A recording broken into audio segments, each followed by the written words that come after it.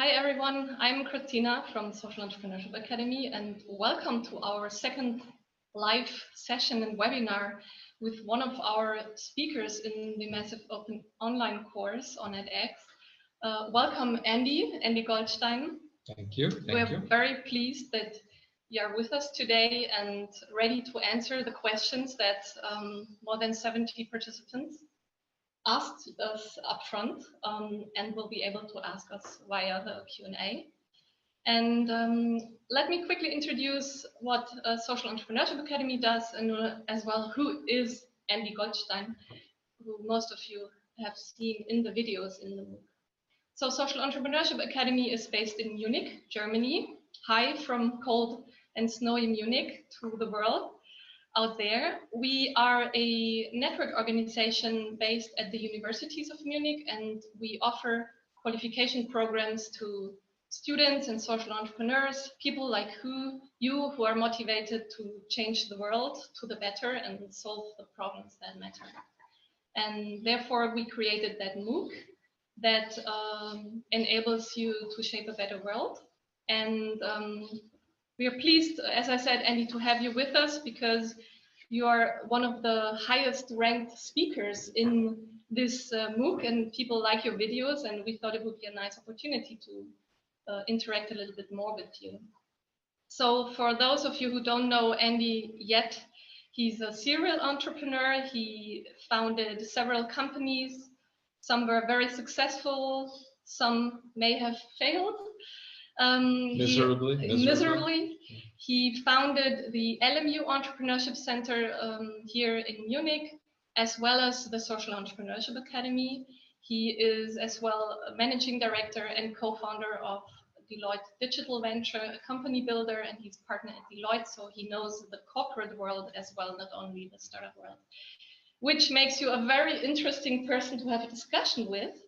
And therefore, I'm really looking forward to some input from your side first. And for all of you who attend now, please feel free to ask more questions to Andy. There is a Q&A option here in Zoom. You find it on the bottom of the window. There's a pop-up window where you can ask questions and we will screen them and eventually take them into the conversation here live. But first of all, we will have an impulse from Andy dealing with the questions that you asked up front. So, Andy, the stage is yours. Thanks again for taking the time and looking forward to it. Okay, my pleasure. Well, first of all, thank you, all of you. It's very exciting. I've never given a live presentation at a MOOC before, so it's the first time for me as well. And when I look around from all the places around the world, Mexico, Houston, Texas, London, where you're all dialed in from, I'm very excited and really impressed also by your commitment to social entrepreneurship. And maybe that's a good place to start for me today. You all flooded me with questions. Actually, I don't think I can answer all of the questions that I have here in a 15-minute impulse, but I'll try and get started on some of them. But I guess maybe the beginning is, why did we found and why did I help found the Social Entrepreneurship Academy, and what's my vision of social entrepreneurship? And I think that it was probably sometime when I was around 16 years old. I was doing some work on myself and trying to figure out what it was that I wanted to do in the world. And I came upon the very strong realization that I could make a difference and that I really wanted to make a difference. And so I think that realization has been something that's followed me for many, many years, many decades now. And the Social Entrepreneurship Academy, when the opportunity came to begin this, was something that my heart immediately jumped out to. And I think maybe one of the framing concepts that I'd like to talk about today, which I think puts a nice context around the whole thing, is, what is a social business? And I think that perhaps to a certain extent, I don't draw such a fine line between a business and a social business. I look much more to say, what is value? Like, what is it that we're doing? What is the value that we are creating with this company? And what are we? And I think that when I started the Social Entrepreneurship Academy, it was the idea that as many companies as I might be able to found, 1 or 2 or 3 or maybe even 10, it wasn't going to have at all the kind of impact on the globe and on our lives as the potential of helping really hundreds and thousands and potentially even tens of thousands of people to go out and start companies. So what I love about the Social Entrepreneurship Academy is this incredible spreading ability and the ability to create value by teaching people. And that's where we came up with our slogan, which is education for societal change. And I think that probably I'm one of the older people on the call at the moment. So I'm born in 1961. I'll let you do the math. And I have children. I have 2 children, 23 and 20. And when I look at the world that they've been given and I look at the challenges that they have, I think that the Social Entrepreneurship Academy and the people who are in it have some of the best chances to actually answer those questions. And at the same time, I think that what gets in the way of a lot of social entrepreneurs, and something that I think is worth a moment's reflection, is that the concept of value, I personally believe, is actually connected to finance. It's actually connected to measurability. And measurability doesn't necessarily mean just how much money that you make. Having said that, I think the easiest way to get your ideas out into the world is to figure out how to be profitable, how to be sustainable. And the only difference between profitability and sustainability, probably in a social business, might be for you to ask yourself, what is it that you need in order to continue doing what it is that you're doing? So one of the questions that popped up are, what are some of the rules that I follow? And one of my first rules that I follow is, and it doesn't sound so good, this rule, when you only have rule number 1. So there's rule number 1 and rule number 2. But rule number 1 is take care of yourself.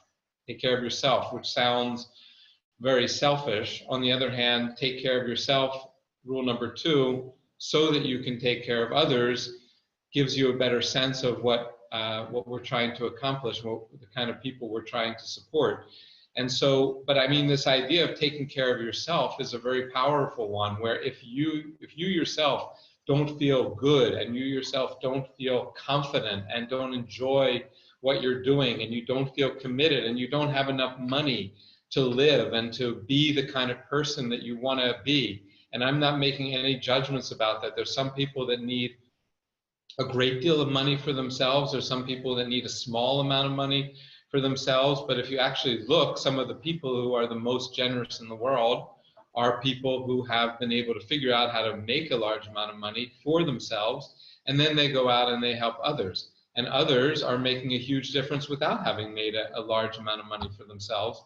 But one way or the other, I think that being able to say we're creating value is very, very important. So if you look at when I started the LMU Entrepreneurship Center, and I think a lot of the questions came around the idea of how do I get started and what am I looking for? And I think the number one question to ask yourself is, am I committed? Am I truly committed? You've all seen my speeches on this topic, but I don't take it lightly. And I think that throwing your hat over the wall, and I had no choice but to follow, this quote from Frank O'Connor, is something that one shouldn't underestimate the power in that. So one of the big mistakes that I see companies making and I see people making is that they're not clear enough about whether they're committed. So when they're talking about what they're doing, what people are hearing is not their commitment. What people are hearing is the questioning in their commitment. And as soon as somebody listens to you speaking and what they hear is uncertainty, questioning, they kind of turn off. And what it is, and what you need very, very vividly is that when people listen to you, that they themselves are convinced. And if you yourself are not convinced of what it is that you're doing, how in the world are you going to be authentic, and how in the world are you going to convince other people that you're actually behind it? And so I don't think that there was a lot of questions about how do I do this while I'm doing something else. Now, again, I think the answer to that is commitment. So when I started the LMU Entrepreneurship Center, I had a full-time job. I was actually running a public company at that point. But I looked very carefully. The opportunity came up. They needed somebody to build an entrepreneurship center. I had been teaching. And I looked and I said, what is it that I need? And I said, well, I need a tremendous amount of freedom to be able to do this. I need to not have people telling me what I have to do all the time, and not people telling me when I have to be there, and what if I want to work at night, or what if I don't want to work at all that day, but I want to get things done. And so one of the things that I decided when I started the entrepreneurial activity was to say, I don't need any money. Now, not everybody can do that. Not everybody can say, I can work for free. But that was the way I chose to begin, by saying, look, I donate my time. I'm going to do the best I can, and you don't have to pay me anything. And interestingly, when you take money out of the formula of what you're doing, then people you take away people's right to necessarily dictate to you what it is that you have to do. So if I'm not being paid to do my job and I'm doing it because I want to make a difference, you can't tell me that I have to be there from 9 to 5 necessarily, because you're not paying me to do that. So, but I think that the reality was, I really looked carefully and said, do I believe in creating an entrepreneurship center?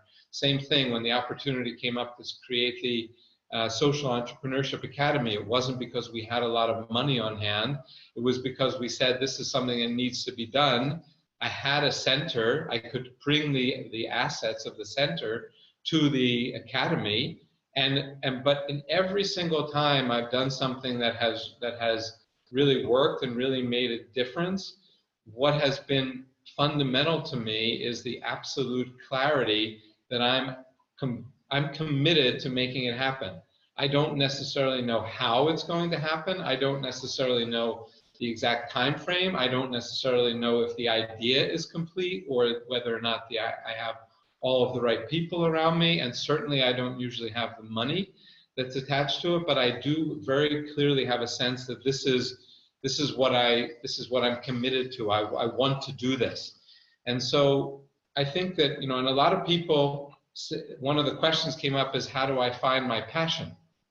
And I think that one of the ways to find your passion, I think that a lot of people overlook, and maybe I can answer a couple questions at once. What was the biggest mistake I ever made? How do I find my passion? What was my window? In the analogy I gave in the MOOC about what's your window? I think all of those questions are answered by one underlying thought, which is understanding what it is that you are naturally good at doing. And funny enough,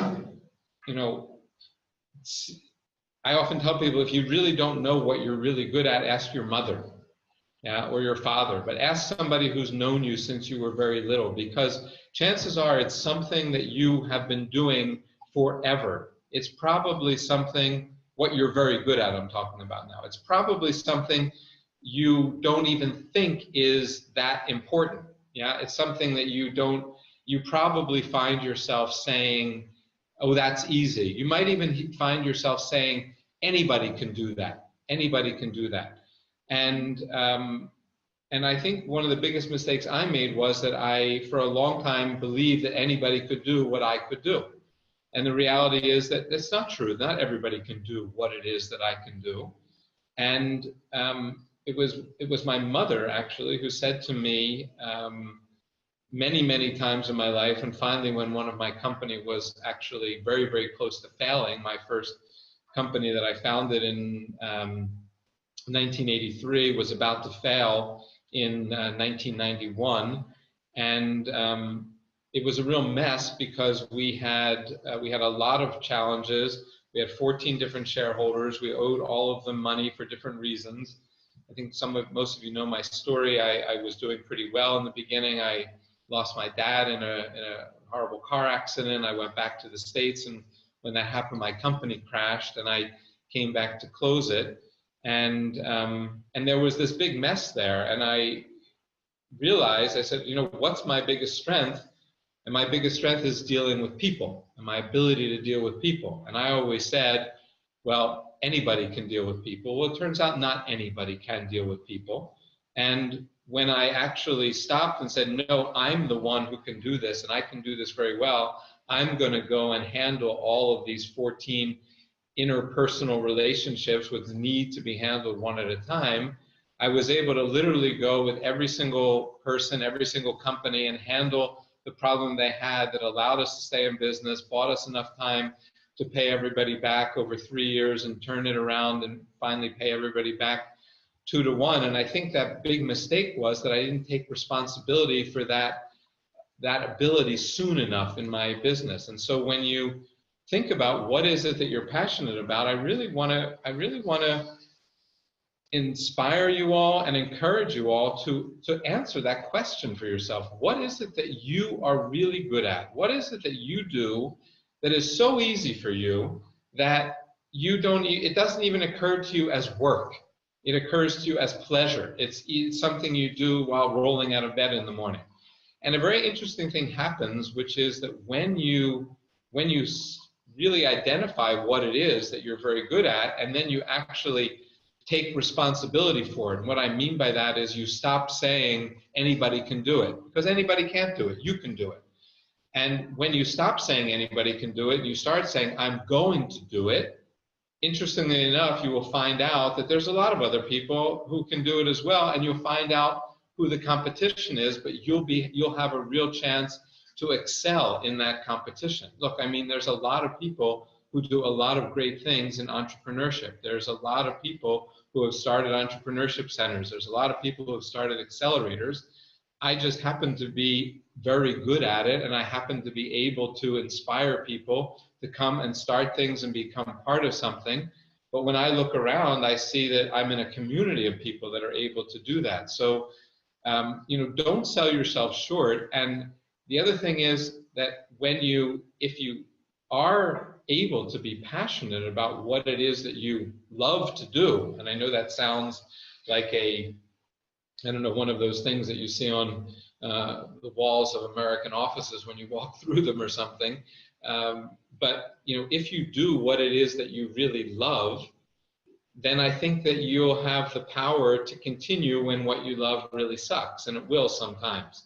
So I think that, and I think another big mistake that I made looking back on it was that I spent, and I have to avoid doing this all the time now, and I'm fairly well advanced in my business career.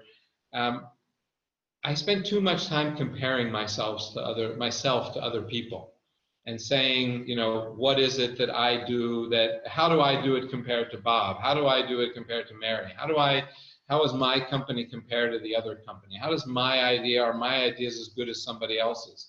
And one of the dangerous things that you do is you end up comparing yourselves to people and companies that you shouldn't compare yourself to. So I had a software company at the beginning, and I spent a huge amount of time comparing myself to Microsoft. Well, I mean, there's probably somewhere between 100,000 and 1 million software companies that were around, and there was one Microsoft.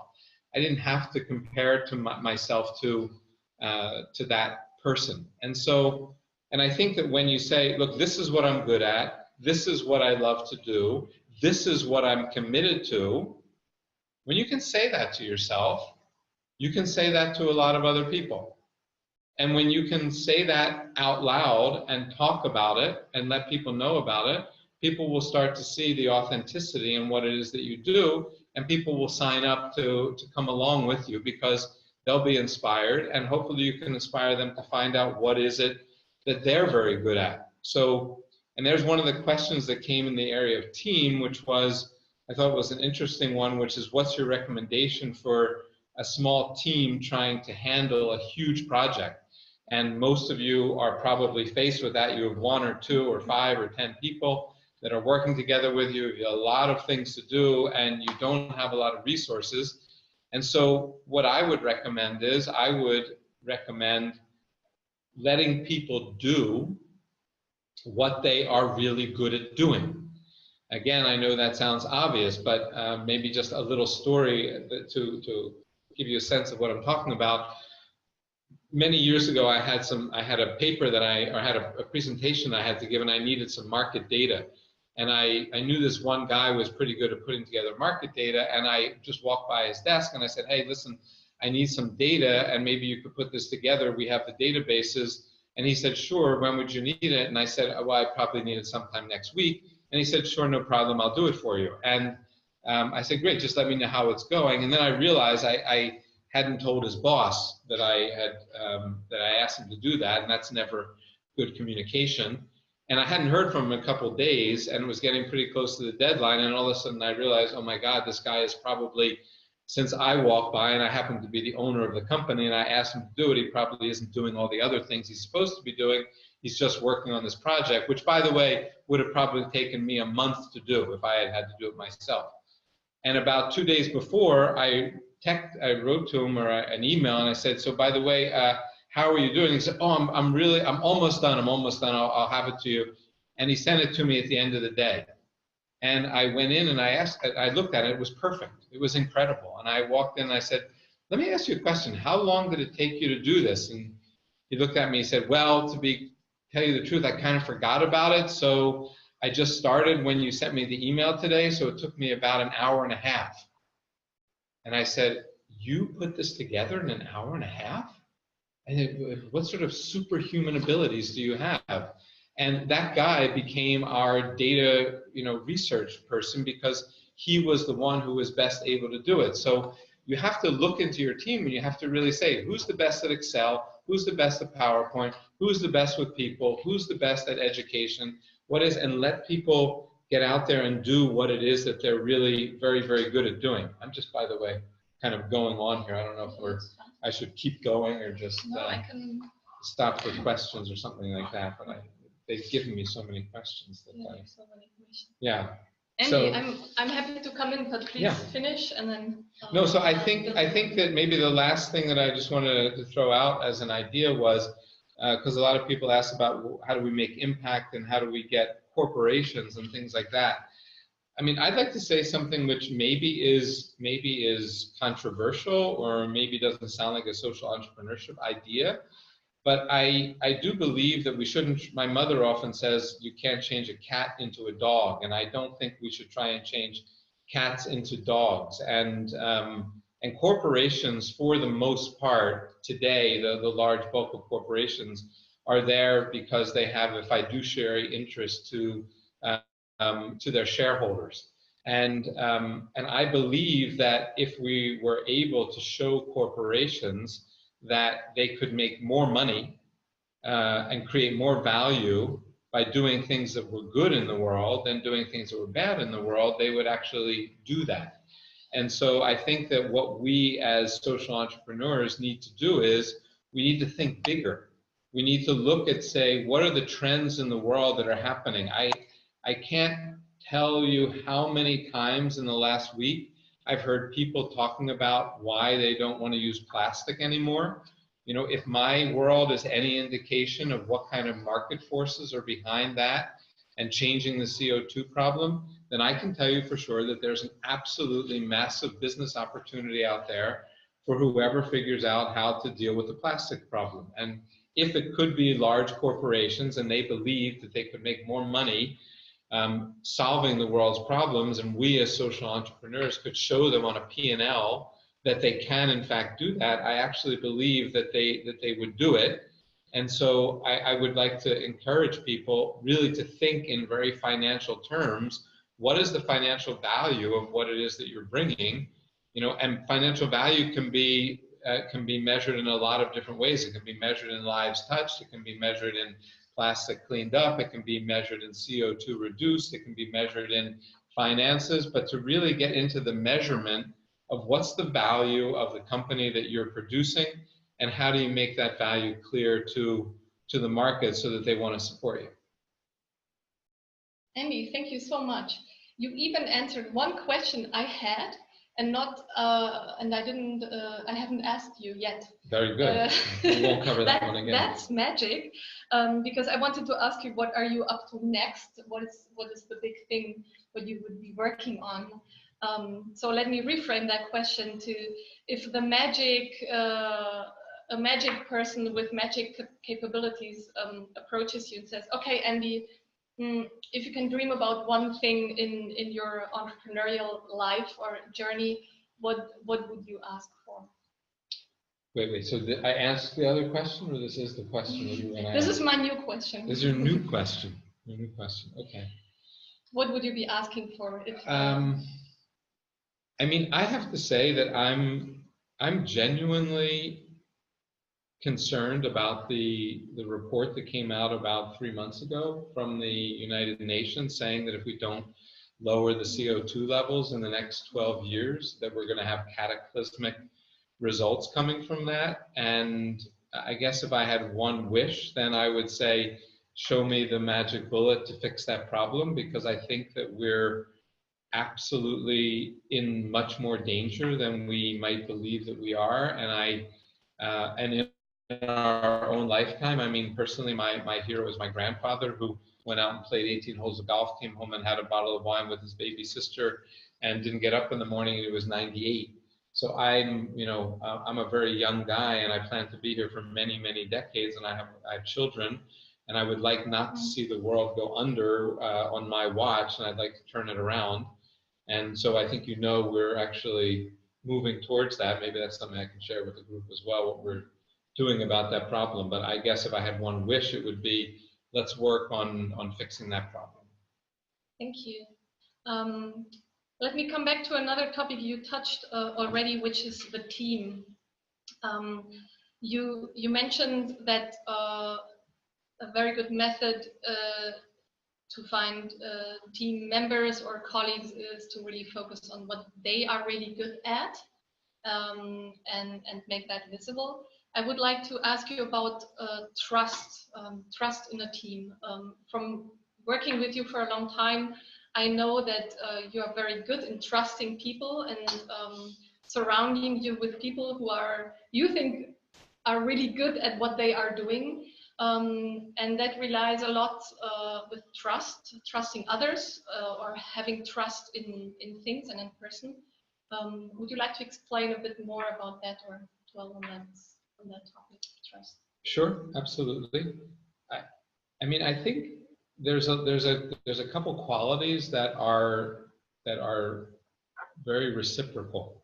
One of them is trust, and so what I mean by that is, if you yourself are a trustworthy person, worthy of being trusted, then you are probably somebody who trusts people a lot. If you're very skeptical and wary as a person, then you probably find that people are skeptical and wary about you. So I think that, I think the question that maybe a good place to start looking for answers, I think, is always in the mirror, and to ask yourself the question, am I trustworthy? Can people count on me? I know you've all watched the MOOC, and I spent a lot of time talking about this concept of your word, and do you stand behind your word? And standing behind your word doesn't mean you always fulfill your word, because it's not humanly possible to always fulfill your word, but it means that you either fulfill your word, do what you say you're going to do, or you communicate that you can't in a responsible time frame. So you're responsible. And I think that that's, that concept of trust and responsibility go very close together. So if you give people responsibility that you actually know they can't live up to, they don't have the ability to fulfill it, that in and of itself is irresponsible of you to do that, and you become an irresponsible person. And and if you're someone who people can trust, and you prove that to yourself and you prove that to people again and again and again, I think it's easier for you to trust other people. And for sure, you're not getting anywhere without trusting people. You have no chance of scaling your business without giving other people the trust to do what they're very good at doing. Knowing what somebody, the first step is saying, what is it that somebody's very good at doing? Yeah, and recognizing it, agreeing with them that they are that and that they want to do it, and then fully trusting them to do it. If you don't trust them to do it, then you'll never know whether they can. It's my dad taught me, I think a saying that everybody uses these days is B players hire A players. He taught me hire somebody who can do their job better than you can do it, which means empower people and then trust them to do what they're capable of doing, because you're not capable of doing it. If you were, you might actually be doing it, and that requires a huge amount of trust. Okay, thank you very much. So just one other thing I want to answer just while you're about team, which is somebody wrote here, how do I find my co-founder? And I don't know anyone who's as passionate as I am in the project I am trying to deliver. And one of the things I want to really emphasize to people is talk about it. Talk, whatever it is you want to happen in the world, talk about it. Tell people. Yeah, do not keep it to yourself. It's not about, I know there's things about confidentiality agreements. I'm very deeply involved in the corporate world. I understand what confidentiality means. But when you have a vision and when you have a passion, you need to get out and talk about it, because otherwise, how do you know, other than by interacting with people, who else is going to be passionate? The more people you talk about it, the more chance you are going to have of finding your co-founder. And by the way, the other thing is, when you talk to people about what it is that you're passionate about, do not judge the people that you're talking to, and do not try and figure out whether or not that person is worth talking to. I think a lot of people do this, say, well, that person can't do anything for me anyway. Just keep in mind, you never really know who you're talking to. You don't know who that person's mother is, who their father is, who their brother is, who their uncle or aunt is, what they might do for you. And ask people. If you're looking for a co-founder, get out there and talk about it. If you're looking for an apartment, tell everybody you know you're looking for an apartment. If the world doesn't know what it is you want, it makes it awfully hard to give it to you. Mm-hmm. Thank you. So you already just raised the corporate world. Yes. And I think there's a very good question about the collaboration of social enterprises and multinational or big corporations. How do you see these kind of collaborations in the future? So I think that it comes back to this idea of not wanting to change a cat into a dog. Yeah, I mean, I think you have to be very realistic when you're dealing with multinational corporations. I've had the opportunity over the last 4.5 years. I've been an entrepreneur for 35 years. I've spent 4 of them as creating a new offering in a management consulting company. And I've learned a lot about large corporations, and they're massive animals that are incredibly difficult to move. And you have to really get your hands around what their goals are. Now, like, convincing a multinational corporation that they're going to follow your goals is simply unlikely. Finding a multinational corporation who believes in your goals is a completely different process. And I think, though, that at the same time, once you find that company, you also have to still look and say, how does this company create value? What is their value creation model? And how does my business fit into their value creation model? How can I leverage the asset that they have to create value in my business, which is in turn going to create value for them? I mean, just one story I had when I was running my software company. This is not about social entrepreneurship. It was about selling consumer software. Was that I had one distributor. And my main rule with any deal that I went to the distributor was very simple. It just had to be a better deal for him than it was for me.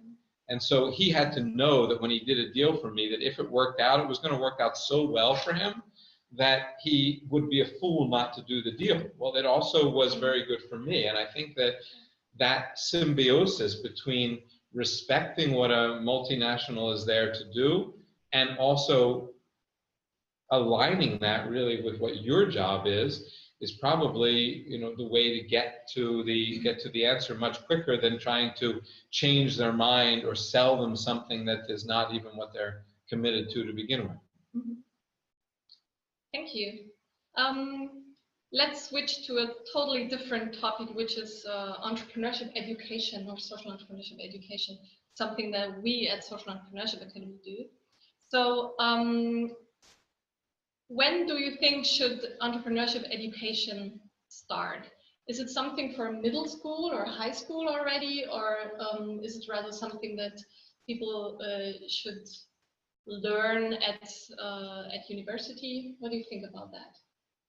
In a perfect world, it starts at home, yeah, and then it starts in nursery school and kindergarten and first grade and all the way through. In a perfect world, I think that the idea of taking care of yourself is an essential idea for any person.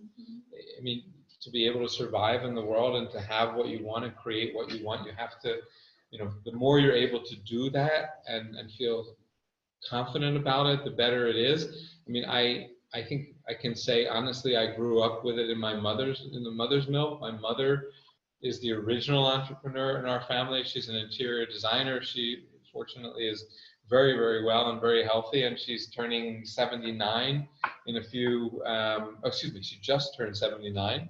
And she's still working, you know, she's doing, so it's 50 years. But I also think that it is important to do it sooner rather than later and not wait until university and not wait until people are out into their jobs to get started. So rather early, the sooner the better. The sooner the better. Again, I'd like to encourage you to ask your questions to Andy live now on the Q&A window that you find a little icon on the bottom of your window. And please ask your questions, we can take them on. I have many more, but if you please feel free and use your chance now, because in 20 minutes it will be too late.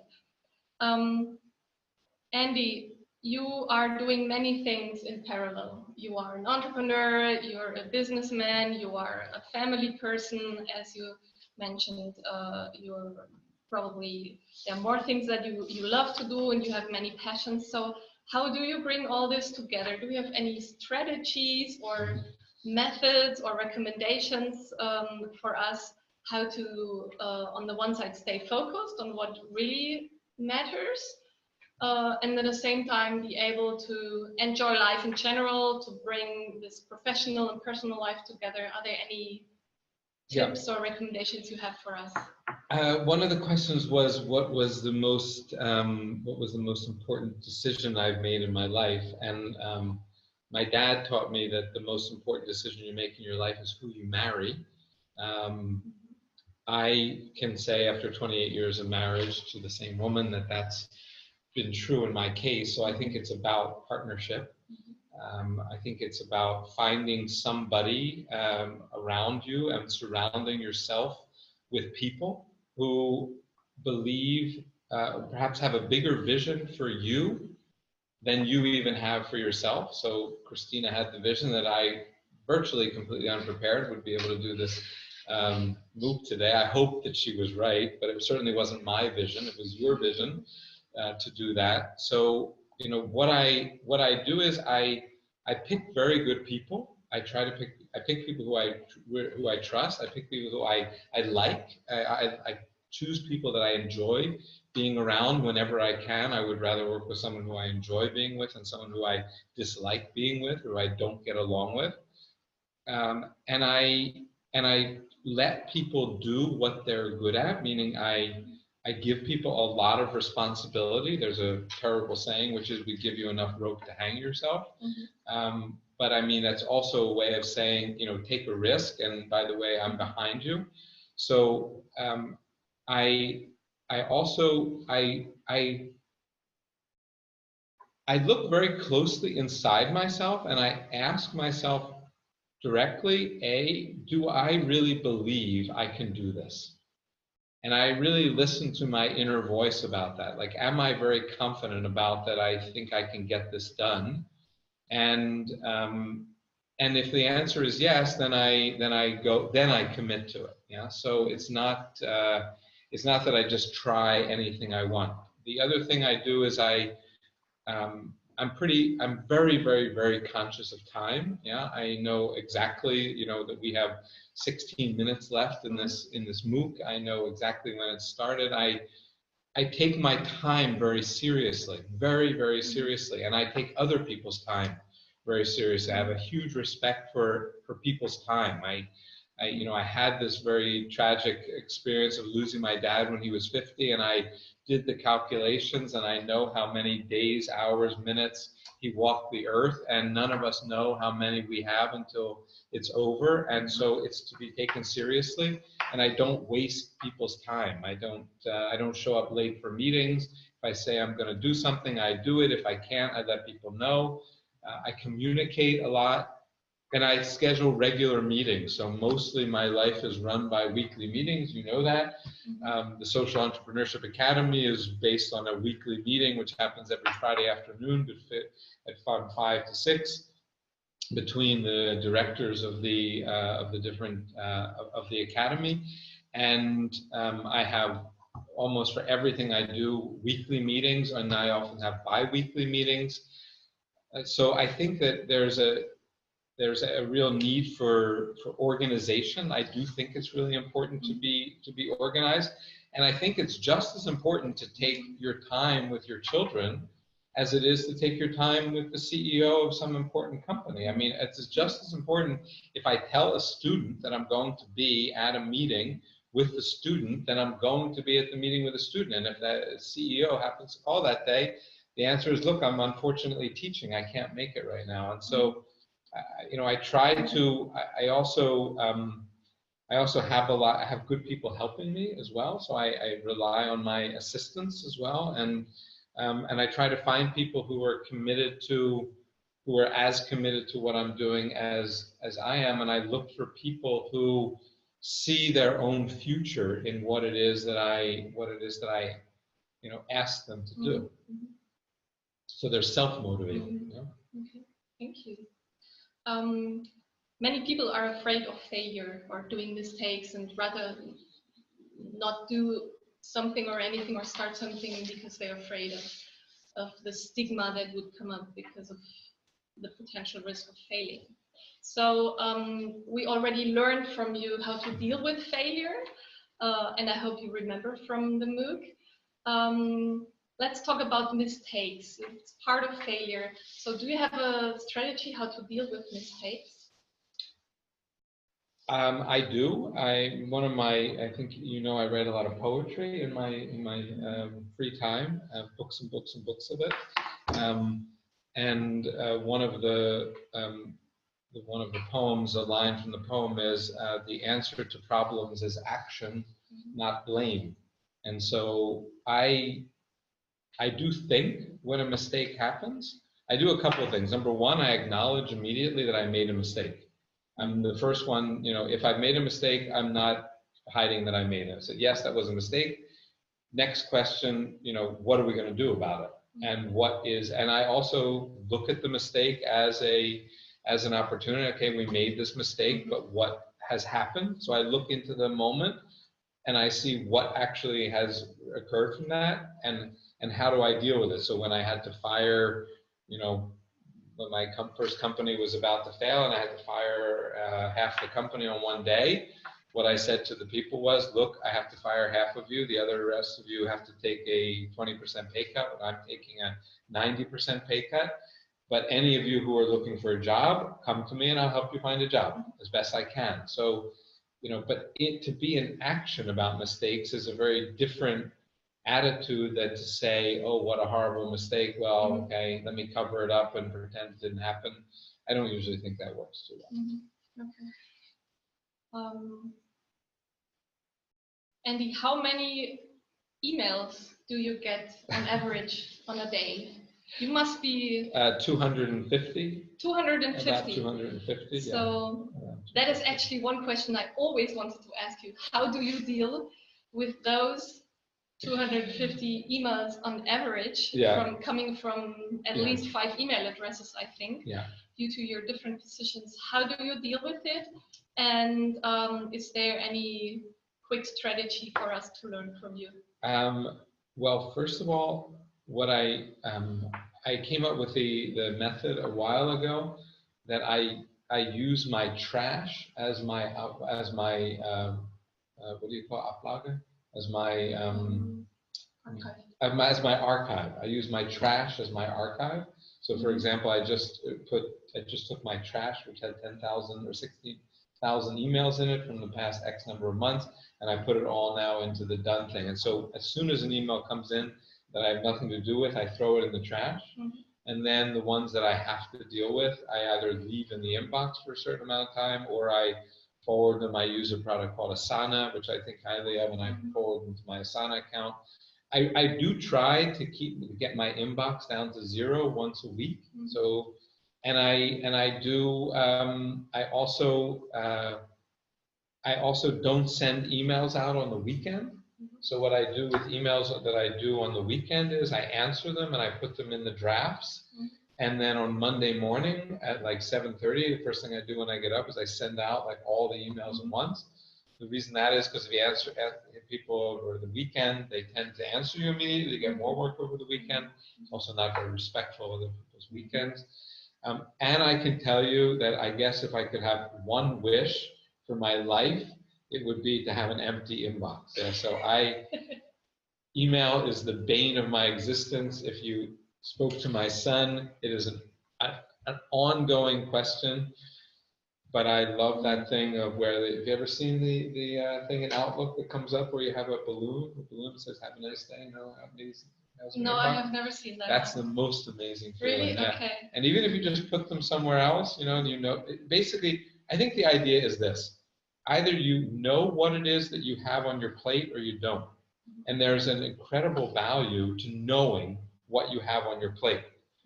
I find, for me, not knowing that I have something to do, I find that incredibly stressful. I would rather have a list. I'm a big list maker. So, and that's Asana is just a list. So I would rather have a long list of things that I have to do than not know that I have to do it.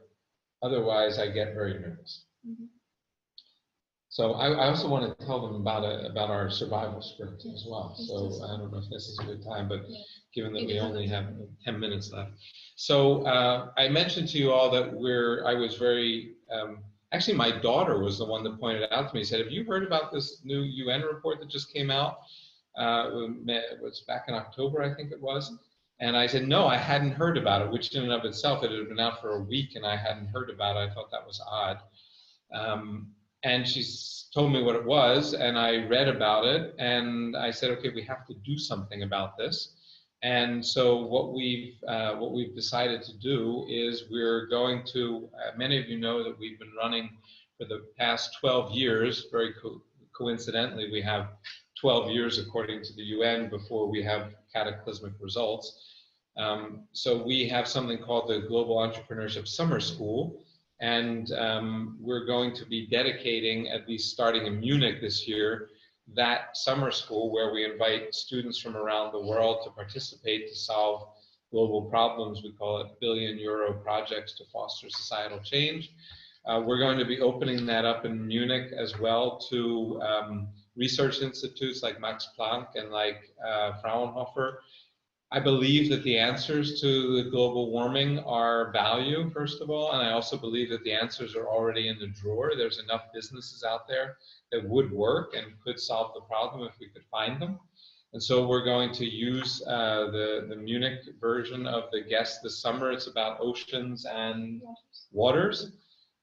For those kinds of ideas, that'll be sprint 1 of the Global Entrepreneurship Survival Sprint.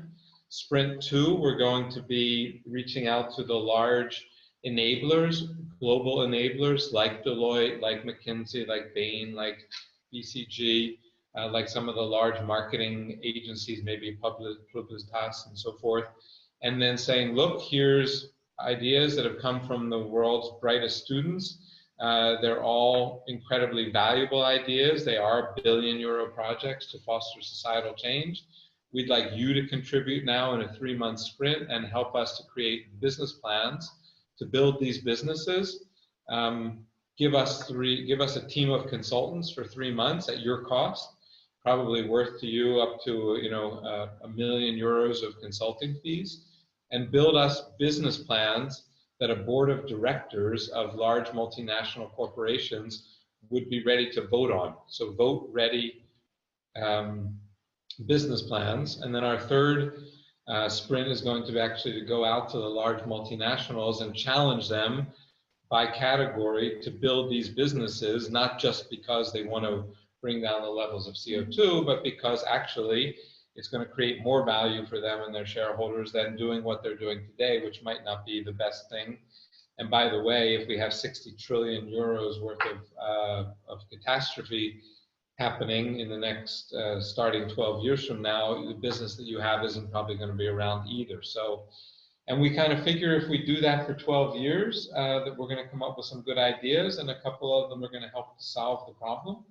So, we're going to give it we're committed, we're out there, we've thrown our hat over the wall. It's happening already here in Munich, and if any of you are interested or inspired by this and would like to get involved, let us know. So that's one of our big projects for this year. Absolutely. And for the next 12 years. Yes, for the next 12 years. You actually, right now, you just witnessed that Andy was doing something that he always preaches, which is if you care about something, you have a good idea, talk about it and take any occasion you can use to talk about it and spread the word. That's what he just did. And the mentioned Global Entrepreneurship Summer School is a program for students, and we opened our call for applications just today, and we posted the link to the website where you can find more information and apply in the chat. So have a look at the chat or at globalsummerschool.org. This is a call to all university students around the globe, so please apply to this program that is taking place in Munich, in Mexico, in China, and in South Africa.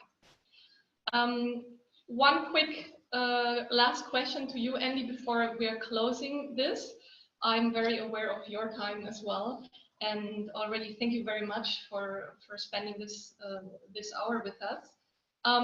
You mentioned that you are reading a lot of books and you're writing poetry as well. So did I say I was reading a lot of books? I think so. I said I was writing books. You were writing books, so I hope you are reading books as well, if you find time to do so.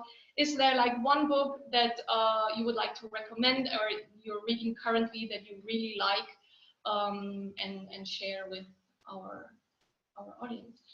There is a book that I read not very recently, but which has had a big effect on me, which is called Exponential Organizations. And it basically is a framework for building companies very, very fast. And it looks into the market to see why certain companies have grown the way they have. And then they figured out a framework around it. And I think actually, I do teach a course at the LMU called Entrepreneurial Growth Management. The author's name is Salim Ismail. We have the permission to give his book to our students, and I actually use that framework in my teaching. So I think we're the only university level course actually teaching that framework, I think. So I would definitely read that book if you're thinking about making a difference. Very good. So exponential organizations. Yeah, we're coming to a close. We will have a short survey for you with 3 questions to answer. So please participate in the survey to give us feedback as well. Please share your feedback in the chat right now, if you like to and wish to. We're coming up with a 3rd live session with another speaker of our MOOC, which is Hedda Paulsen-Möller from Luxembourg. She's a impact investor and business angel, and she knows a lot about impact, as you know from the MOOC, but she has a focus on female entrepreneurship and gender lens investing. So if you're interested in that, please join our next session on March the 4th. And we will post the registration link just now in the chat as well. And of course, if you think this was something good, spread the word about our MOOC on edX. In case you weren't motivated to do module 4 or 5, please go on, because it's good fun. You can learn a lot. And please spread the word about our work at Social Entrepreneurship Akademie by following us on social media. We are on Twitter and Instagram, on Facebook, on LinkedIn. Reach out to us. We would love to hear from you, what you're up to. As well, if you want to connect more, the discussion forum of our MOOC on edX would be a very good tool as well. So yes, stay in touch, get in touch, spread the word. And again, thank you very much for your interest.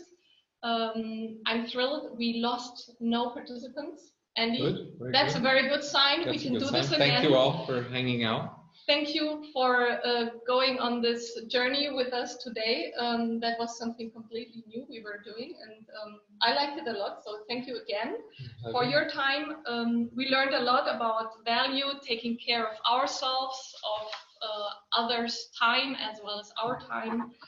We should be conscious about this. And Andy, I think just now you did something that not everybody could do, what you were doing just now, which is really inspiring others, motivating them and sharing your huge entrepreneurial expertise and experience as well from a personal level. So thank you very much for that. Really appreciate that. And now you have 1 last minute for one last thought. Okay, perfect. So one, maybe 2 thoughts. One is, I really want to call out to the women who are watching today and encourage you to speak up and step up. And I'm a big believer that that women power is probably our most underestimated resource that we have on the planet today. At the LMU Entrepreneurship Center, we're 75% women, 25% men. So I really want to say to women, please get out there and make a difference. And if I can be of help, let me know how. And the other last point I just wanted to leave you with is, try to be as clear as possible about what it is that you're doing. Try to get it down to 1 sentence. Try to be able to tell people exactly what it is that you want to create in the world, so that when they walk out of the meeting with you, they can simply repeat it to the next person. It should be understandable, and it should be something that people perceive as doable. And then your passion and enthusiasm will be something that moves them to actually take the next step. So I wish you all the very best in creating your businesses and your social businesses. And thank you very much for the opportunity today. Thank you.